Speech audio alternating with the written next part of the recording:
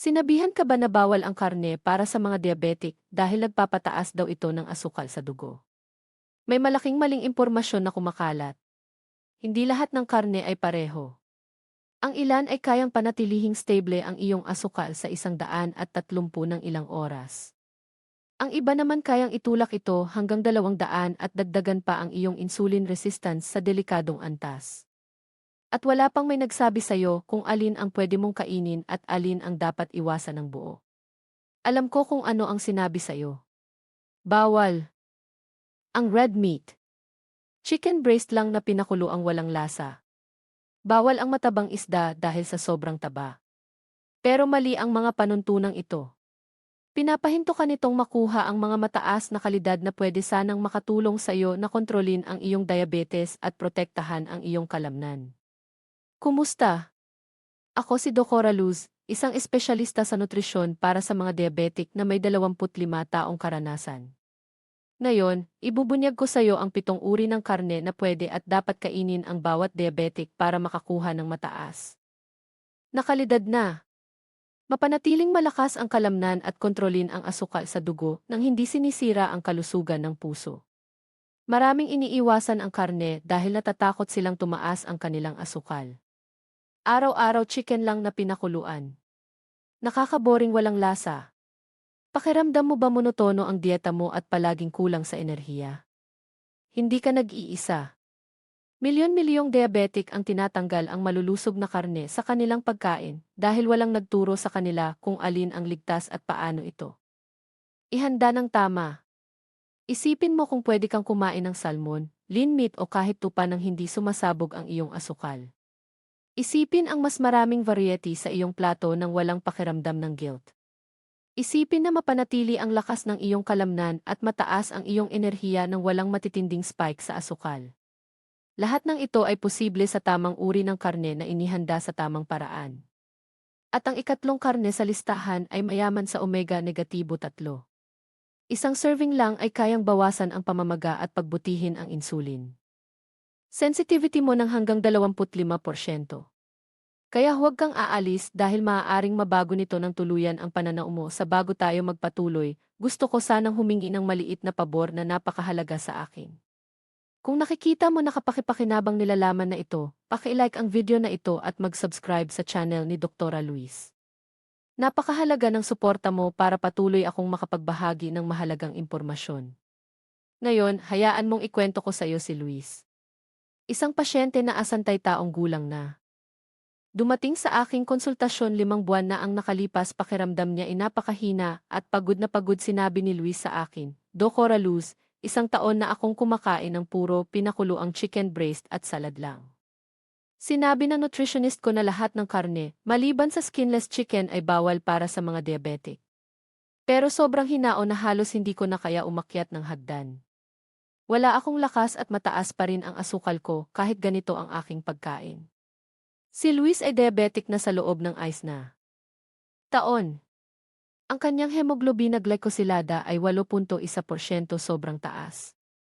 Pero ang mas malaking problema niya ay ang unti-unting pagkawala ng kanyang kalamnan. Ipinakita ng kanyang mga pagsusuri na mababa ang kanyang antas ng protina. Palagi siyang pagod at ang kanyang dieta ay sobrang limitadong kaya nagsimula na siyang hindi gusto ang pagkain. Tinanong ko siya kung anong mga karne ang iniiwasan niya. Lahat maliban sa manok. Sagot niya. Walang matabang isda dahil sa taba, walang red meat dahil nagpapataas ng asukal at puro pinakulo ang chicken breast lang. 3 beses sa isang linggo. Doon ko nakita ang problema. Si Luis ay sumusunod sa sobrang istriktong mga patakaran na nagpahina sa kanya. Ipinaliwanag ko sa kanya na hindi pareho ang lahat ng karne. Ang salmon ay napakabuti para sa mga diabetic dahil sa omega-3 fats na anti-inflamatoryo. May ilang lean red meats na ligtas naman sa tamang bahagi. Napakahalaga ng variety para makuha ang lahat ng nutrients na kailangan ng katawan. Binigyan ko siya ng listahan ng 6 na karne na pwede niyang isama ulit sa kanyang pagkain. Ipinaliwanag ko kung paano ihanda ang mga ito. Gaano karaming bahagi ang dapat kainin at kung ano ang pwede itong ipares.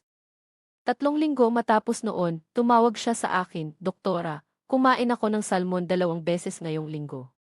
Ang asukal ko ay nanatili sa 145 at pakiramdam ko mas malakas na ako.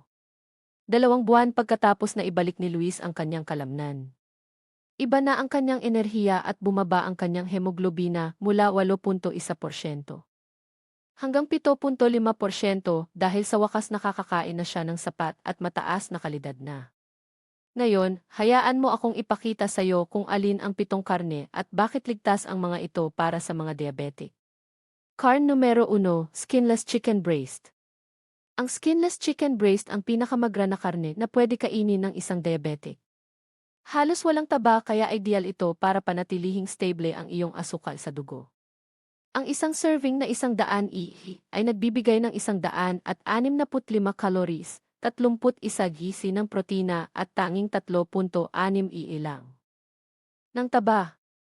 Puno ito ng vitamina G6, B12 at niacin na mahalaga para sa malusog na metabolismo at maayos na paggana ng nerbiyos. Ang pinakamaganda pa rito, 0 ang glycemic index nito. Kaya hindi ito magdudulot ng spike sa iyong asukal sa dugo. Paano ito ihahanda? Ihawin ito sa grill na may seasoning na bawang, paprika at paminta. Ay bake sa oven sa 200 degrees sa loob ng 25 minuto kasama ang lemon at herbs. Pwede rin isot ng mabilis pero huwag kailanman iprito na may breading. Laging ipares sa gulay tulad ng broccoli, spinach o salad. Ang tamang portion ay 150 kasing laki ng iyong palad. Karne numero 2, salmon at iba pang matabang isda. Ang salmon ay isa sa pinakamakapangyarihang karne para sa mga diabetic. Puno ito ng omega-3 fatty acids na nagpapababa ng pamamaga, nagpapabuti ng insulin sensitivity at pinoprotektahan ang puso. Isang serving na 100 ay nagbibigay ng 206 calories, 22 gram ng protina, 12 gizi ng healthy fat at 2.3 gram ng omega-3. Ang mga omega-3 na ito ay nakakatulong pababain ang triglycerides, ayusin ang cholesterol at bawasan ang panganib sa cardiovascular disease. 0 rin ang glycemic index ng salmon. Ipinapakita ng mga pag-aaral na ang pagkain ng matabang isda 2 beses sa isang linggo ay maaaring mapabuti ang insulin sensitivity hanggang 25%. Paano ito ihahanda? Ay bake sa oven sa 200 degree loki sa loob ng 15 na minuto kasama ang lemon, bawang at herbs. Pwede ring i-grill pero huwag iprito. Ipare sa gulay tulad ng asparagus, broccoli o salad. Ang ibang mahusay na matabang isda ay sardinas, anchovies at mackerel. Ang tamang portion ay 150 gram, karne numero 3, skinless turkey. Ang skinless turkey ay isa pang mahusay na lean meat para sa mga diabetic. Sa 100 naglalaman ito ng 104 calories, 29 ng protina at tanging 1 lang ng taba. Isa ito sa pinakamagra na karne na pwede kainin. Puno rin ito ng vitamina G6, B12 at selenium na sumusuporta sa immune system at metabolismo. Tulad ng chicken, 0 ang glycemic index ng turkey. Ang susi ay iwasan ang mga processed na delicatessen na puno ng sodium at dagdag na asukal. Palaging piliin ang fresh unprocessed turkey breast. Paano ito ihahanda?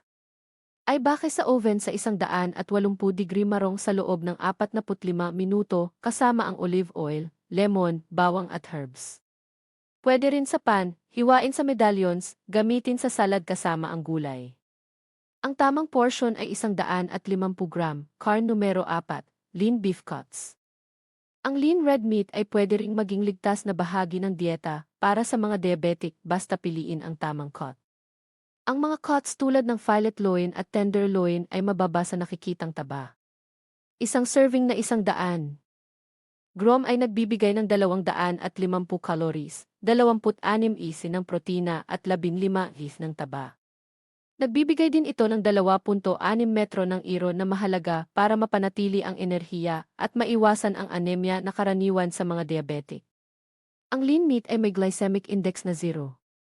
Ang susi ay piliin ang mga lean cuts at iwasan ang mga matabang bahagi tulad ng ribs o ribeye na may sobrang saturated fat. Paano ito ihahanda? Ihawin o ay bake sa oven gamit ang kaunting langis. Lagyan ng seasoning na bawang, paminta at herbs. Laging ipare sa mga green vegetables at salad. Ang tamang portion ay 100 hanggang 120 kumain ng lean red meat 1 hanggang 2 beses lang sa isang linggo, hindi araw-araw. Current numero 2 pork loin. Ang pork loin ay isang lean cut na mahusay para sa mga diabetic na madalas ay hindi nabibigyan ng pansin o ganap na iniiwasan. Mababa ito sa saturated fat kumpara sa ibang cuts ng baboy tulad ng bacon, ribs o processed sausages na dapat iwasan ng tuluyan. Ang pork loin ay nagbibigay ng mataas na kalidad na protina na walang panganib ng processed meats na pwedeng magpataas ng asukal, magdulot ng pamamaga at pataasin ang blood pressure ng delikado. Isang serving na 120 gram ng lutong pork loin ay nagbibigay ng humigit kumulang 180 calories. 26 gram ng kumpletong protina at tanging 8 gram ng taba kung saan mas mababa sa 3 gron ang saturated fat. Ito ay ganap na manageable at malusog. Nagbibigay din ang pork loin ng BC complex vitamins, lalo na ang thein o vitamin E1 na mahalaga para sa carbohydrate metabolism at nerve function. Napakahalaga para sa mga diabetic. Mayroon din itong zinc na sumusuporta sa immune system, selenium na may antioxidant properties at phosphorus na mahalaga para sa kalusugan ng buto. Tulad ng lahat ng fresh unprocessed meat, ang pork loin ay may glycemic index na 0. Hindi nito maapektuhan ang asukal sa dugo kapag inihanda at ipinares ng tama. Ngayon, hayaan mo akong ipakita sa iyo kung alin ang 7 karne at bakit ligtas ang mga ito para sa mga diabetic. Karne numero 1, skinless chicken breast. Ang skinless chicken breast ang pinakamagra na karne na pwede kainin ng isang diabetic. Halos walang taba kaya ideal ito para panatilihing stable ang iyong asukal sa dugo. Ang isang serving na 100 ay nagbibigay ng 165 calories, 31 gram ng protina at tanging 3.6 granan lang ng taba. Puno ito ng bitamina G6, B12 at niacin na mahalaga para sa malusog na metabolismo at maayos na paggana ng nerbiyos. Ang pinakamaganda pa rito, 0 ang glycemic index nito kaya hindi ito magdudulot ng spike sa iyong asukal sa dugo. Paano ito ihanda? Ihawin ito sa grill na may seasoning na bawang, paprika at paminta. Ay bake sa oven sa 200 degree sa loob ng 25 minuto kasama ang lemon at herbs. Pwede rin isang mabilis pero huwag kailanman iprito na may breading. Laging ipareha sa gulay tulad ng broccoli, spinach or salad. Ang tamang portion ay 150 kasing laki ng iyong palad. Karne numero 2. Salmon at iba pang matabang isda. Ang salmon ay isa sa pinakamakapangyarihang karne para sa mga diabetic. Puno ito ng omega-3 fatty acids na nagpapababa ng pamamaga, nagpapabuti ng insulin sensitivity at pinoprotektahan ng puso. Isang serving na 100 gram ay nagbibigay ng 206 calories, 22 gram ng protina, 12 gs ng healthy fat at 2.3 gs ng omega-3. Ang mga omega-3 na ito ay nakakatulong pababain ang triglycerides, ayusin ang cholesterol at bawasan ang panganib sa cardiovascular disease. 0 rin ang glycemic index ng salmon. Ipinapakita ng mga pag-aaral na ang pagkain ng matabang isda 2 beses sa isang linggo ay maaaring mapabuti ang insulin sensitivity hanggang 25%. Paano ito ihanda? Ay bake sa oven sa 200 degshin sa loob ng 15 na minuto. Kasama ang lemon, bawang at herbs. Pwede ring i-grill pero huwag iprito. Ipareha sa gulay tulad ng asparagus, broccoli o salad. Ang ibang mahusay na matabang isda ay sardinas, anchovies at mackerel. Ang tamang portion ay 150. Karne numero 3, skinless turkey. Ang skinless turkey ay isa pang mahusay na lean meat para sa mga diabetic. Sa 100 naglalaman ito ng 104 calories, 29 ng protina at tanging 1 lang ng taba. Isa ito sa pinakamagra na karne na pwede kainin. Puno rin ito ng vitamina G6, B12 at selenium na sumusuporta sa immune system at metabolismo. Tulad ng chicken, 0 ang glycemic index ng turkey. Ang susi ay iwasan ang mga processed na delicatessen na puno ng sodium at dagdag na asukal. Palaging piliin ang fresh unprocessed turkey breast. Paano ito ihanda? Ay bake sa oven sa 180 degree knocking sa loob ng 45 minuto kasama ang olive oil, lemon, bawang at herbs. Pwede rin sa panhiwain sa medallions. Gamitin sa salad kasama ang gulay. Ang tamang portion ay 150 gram, carne numero 4, lean beef cuts. Ang lean red meat ay pwede ring maging ligtas na bahagi ng dieta para sa mga diabetic basta piliin ang tamang cut. Ang mga cuts tulad ng fillet, sirloin at tenderloin ay mababa sa nakikitang taba. Isang serving na 100 ay nagbibigay ng 250 calories, 26 ng protina at 15 gram ng taba. Nagbibigay din ito ng 2.6 ng iro na mahalaga para mapanatili ang enerhiya at maiwasan ang anemia na karaniwan sa mga diabetic. Ang lean meat ay may glycemic index na 0. Ang susi ay piliin ang mga lean cuts at iwasan ang mga matabang bahagi tulad ng ribs o ribeye na may sobrang saturated fat. Paano ito ihanda? Ihawin o ibake sa oven gamit ang kaunting langis. Lagyan ng seasoning na bawang, paminta at herbs. Laging ipare sa mga green vegetables at salad. Ang tamang portion ay 100 hanggang 120 kumain ng lean red meat. 1 hanggang 2 beses lang sa isang linggo, hindi araw-araw. Carne numero 2 pork loin. Ang pork loin ay isang lean cut na mahusay para sa mga diabetic na madalas ay hindi nabibigyan ng pansin o ganap na iniiwasan. Mababa ito sa saturated fat kumpara sa ibang cuts ng baboy tulad ng bacon, ribs o processed sausages na dapat iwasan ng tuluyan. Ang pork loin ay nagbibigay ng mataas na kalidad na protina na walang panganib ng processed meats na pwedeng magpataas ng asukal, magdulot ng pamamaga at pataasin ang blood pressure ng delikado. Isang serving na 120 gram ng lutong pork loin ay nagbibigay ng humigit kumulang 180 calories. 26 ng kumpletong at tanging 8 ng taba kung saan mas mababa sa 3 ang saturated fat.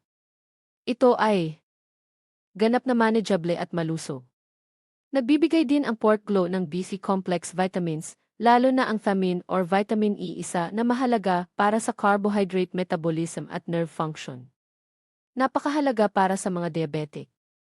Mayroon din itong zinc na sumusuporta sa immune system, selenium na may antioxidant properties at phosphorus na mahalaga para sa kalusugan ng buto.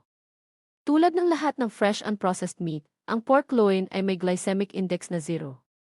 Hindi nito maapektuhan ang asukal sa dugo kapag inihanda at ipinares ng tama. Ang pork loin ay napaka-versatile at pwede itong ihanda sa maraming paraan na swak sa diabetic-friendly meals. Maaari mo itong i-bake ng buo bilang roast para sa family dinners. Maaari mo ring hiwain sa medallions at i-grill para sa mabilisang ulam sa weekdays.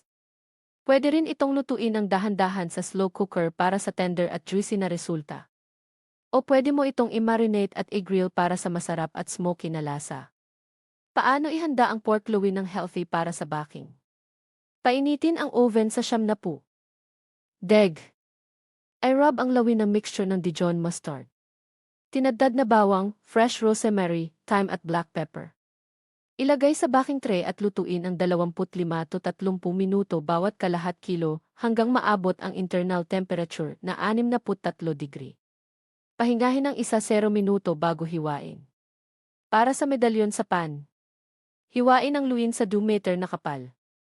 Lagyan ng seasoning na garlic powder, paprika, cumin at pepper. Lutuin sa mainit na pan gamit ang 1 teaspoon lang ng olive oil.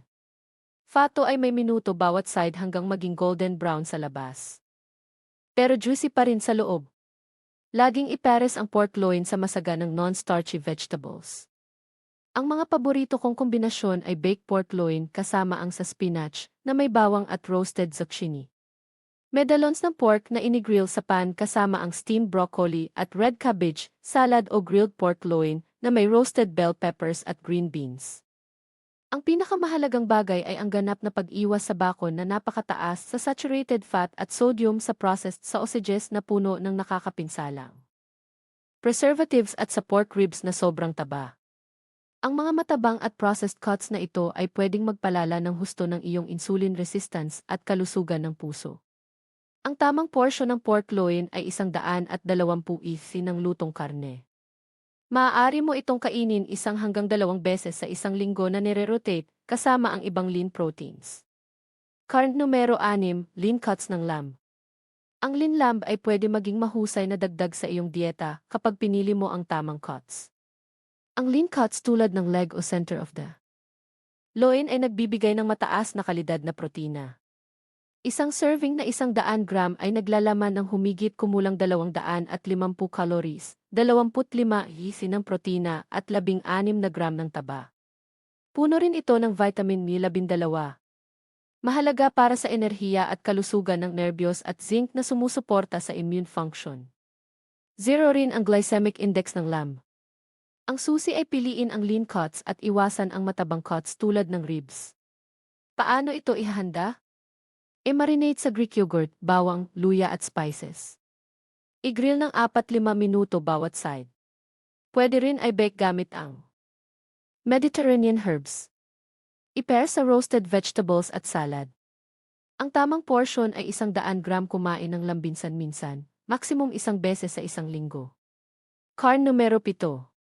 Organ meats o visceras tulad ng liver. Ang organ meats tulad ng liver ay sobrang masustansya at nagbibigay ng napakaraming benepisyo, lalo na para sa mga diabetic na gustong pababain ang asukal at makakuha ng nutrients na kadalasang kulang sa kanilang dieta. Ang liver, maging ito man ay beef, chicken o lamb ay isa sa mga pinakamakakain na pagkain sa kalikasan. Ang liver ay puno ng fat-soluble vitamins tulad ng vitamin E sa napakataas na dami na sumusuporta sa iyong paningin na kadalasang naapektuhan sa mga diabetic.